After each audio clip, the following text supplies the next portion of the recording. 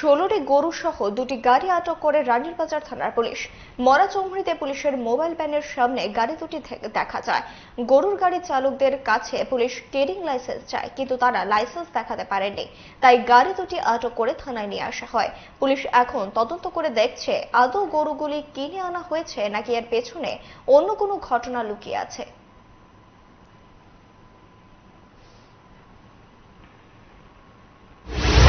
TR 01H 1928 আর একটা হলো TR 01N 1553 গাড়ি। তো যারা ঘোরায় ড্রাইভারকে জিজ্ঞাসা করলাম, তারা কেরিং লাইসেন্স দিতে প্রডিউস করতে পারি না। তখন আমি কেরিং লাইসেন্স থাকলে কেরিং লাইসেন্স দেখাইতে হতো, তারা না দেখা কেরিং লাইসেন্স না দেখা পারাতে আমি গাড়িটা থানাতে ডিটেন করে নিয়ে আনছি। এখন এটা তো রেজিস্ট্রেশন বা ইলেকশন, কেরিং লাইসেন্স ছাড়া তো গরু ক্যারি করতে পারে না।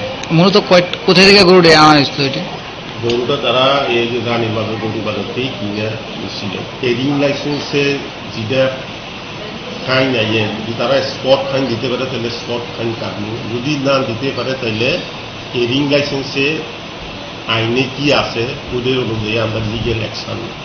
पंख मिल जाते हैं ख्वाब वालों को, आड़ते हैं जिंदगी सवर ले, ऊंची ऊंची उड़ाने मुस्काने, उस मीठे पल का भरोसा तू कर ले। जिंदगी में कुछ बनो है techno. Techno College of Engineering, Agartala.